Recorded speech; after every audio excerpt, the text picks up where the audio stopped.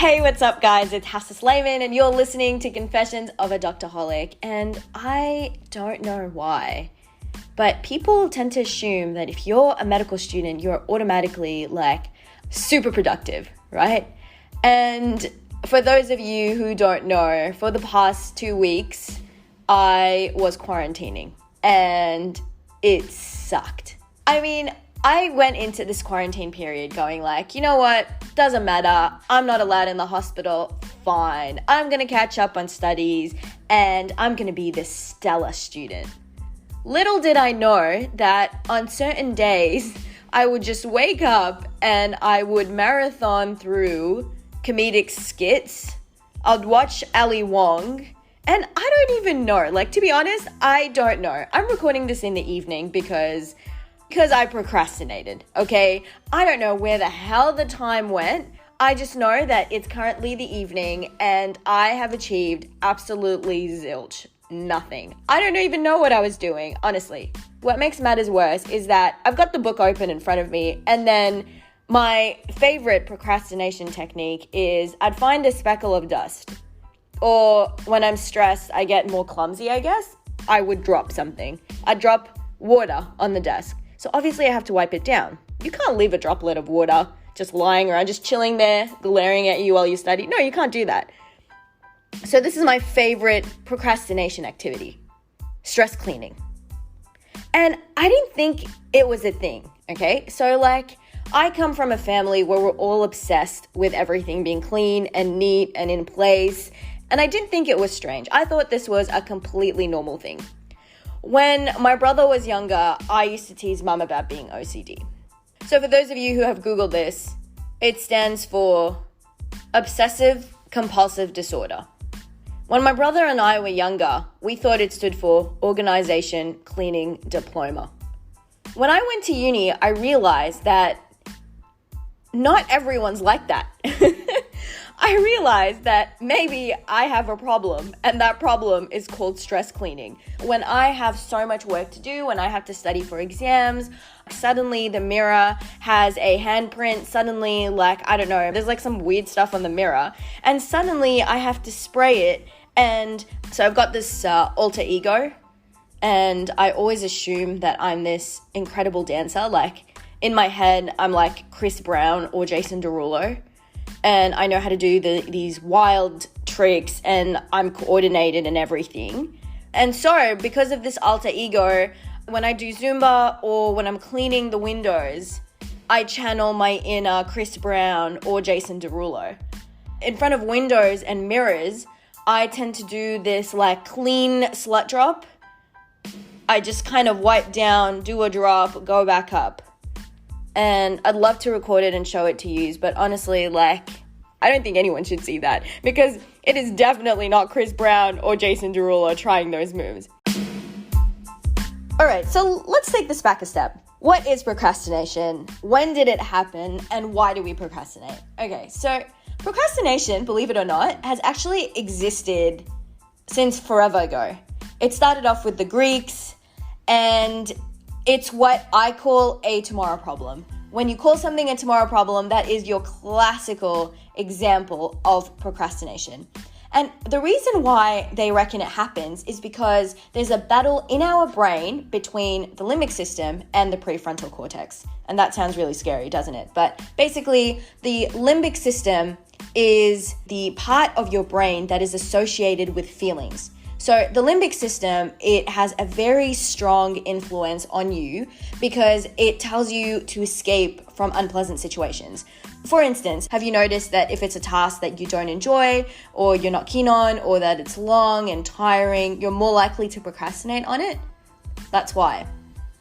And then on the other hand, we've got the prefrontal cortex. So it's at the front of your brain, which is associated with planning, with personality, with making decisions happen. And this is the part that goes okay, we need to get things done now.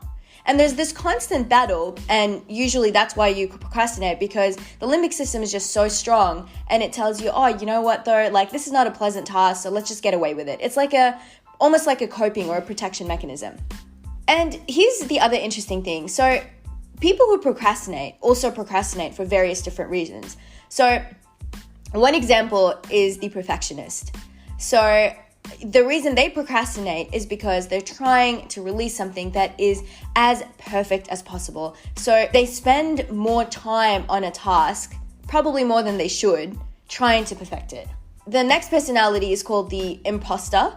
This type of procrastinator feels like they're not good at a task or they feel inferior, and that's why they just keep putting it off. Then you've got the dread-filled, and that's the person just hates the task, can't find the motivation to do it. That's why they procrastinate. The overwhelmed, that's someone that has so much work to do and inevitably can't do everything, so some things get pushed back.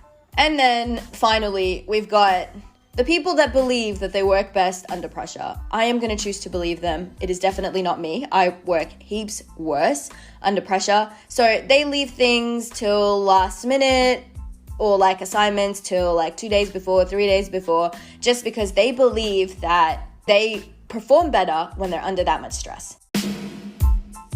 All right, so it wouldn't be a procrastination episode without having a solution for all the procrastination. So these are things that some people may consider common sense things. They can help overcome procrastination. So number one, do the worst things first. So if you are annoyed about getting bank stuff done or paying your bills, smash it out of the way and then you can feel free the rest of the day. Number two, mindfulness. So Professor Tim Feichel from Carleton University has done some research which has shown that mindfulness helps shrink the amygdala, and the amygdala is basically associated with the limbic system. That's associated with your emotions going haywire when you're stressed or when you're dreading a task.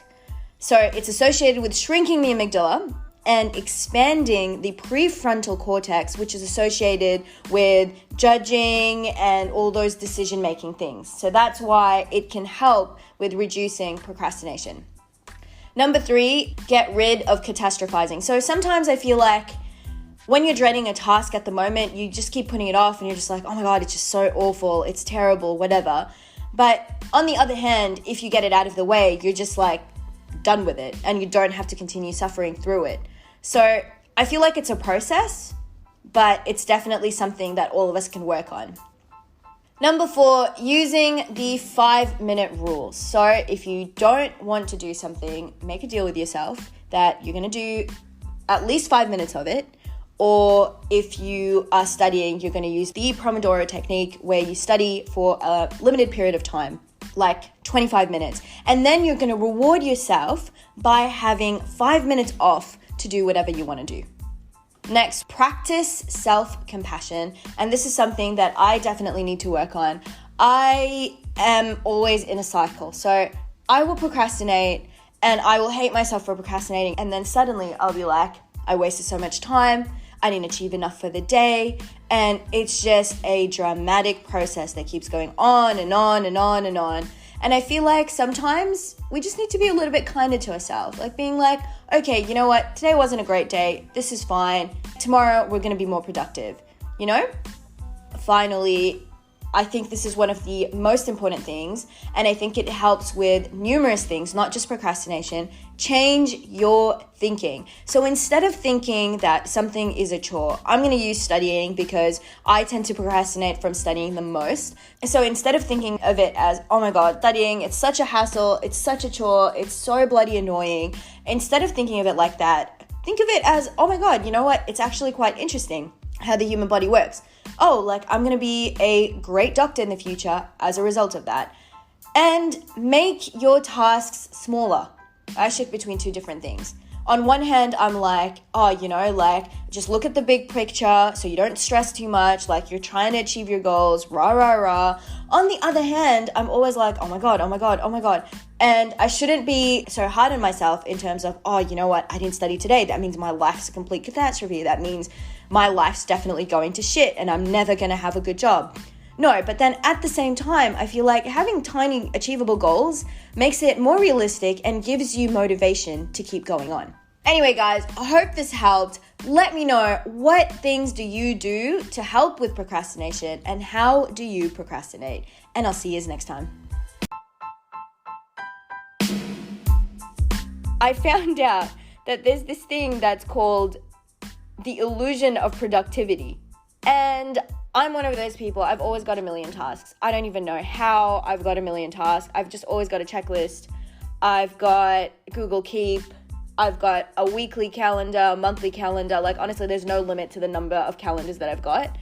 So apparently, when you're answering emails, that's like an illusion of productivity. Now, for some reason, the school loves sending us emails all the time. Like, we get bombarded all the time. Some things are useful, some things are not useful, some things are just continuation emails. And I'm just like, why? And on top of that, I keep getting emails from Matthew Hussey. And for those of you who don't know who Matthew Hussey is, he is a British relationship expert. And for some reason, back in the day, I decided, you know what, like, I want to learn everything I possibly can. I get this from Dad's side of the family. We want to know everything, okay? So I decided, you know what, I need to learn how to deal with these weird situations and to read some of his books, and I've done both. Now, little did I know that when you click on unsubscribe button, sometimes some of these websites are super smart. So I feel like Matthew Hussey is one of those like super smart people. It's like he knows, nah, you're still a single Pringle, so you need me more than you think you do. And here I am, I'm just like, I am busy in medical school. I don't have time to read his emails, but someone doesn't want me to unsubscribe. So I just got this today. Could this be the most valuable dating tip ever? Hey Hafsa, I love how it's like customized to you, you know? Like, honestly, it makes me feel a little bit special. I want to share an important truth that will change the way you date forever, but often goes unspoken. This truth could be the most valuable dating tip you ever hear, because once you learn how to use it, you can attract the high-value man you want and reignite that attraction as often as you need. Yes, I said as often as you need. That means once you get that amazing man, you won't ever have to worry about him pulling away, ghosting, or falling out of love, because you'll have the power to reignite the attraction at the intensity he first felt for you. Just imagine how confident you'll feel when you know how to keep the man you chose investing in you every single day, so you can create a lasting, fulfilling relationship together that stands the test of time. I teach you how in this video. We're in this together. Always Matthew XX. I've never asked for these emails. I'm like in the zone wanting to get my medical degree, you know? But I feel like part of him is like, nah, this can't be right. You know, you need me. And that's why I'm getting these emails. And no matter what, I just can't unsubscribe. So yeah, so this is another part of my procrastination. I don't know why I get these emails. Clearly someone thinks that I need it. Maybe it's like a sign from the universe going like, Hafsa, you need this more than you think you do. But anyway, there's another thing that's gonna go delete.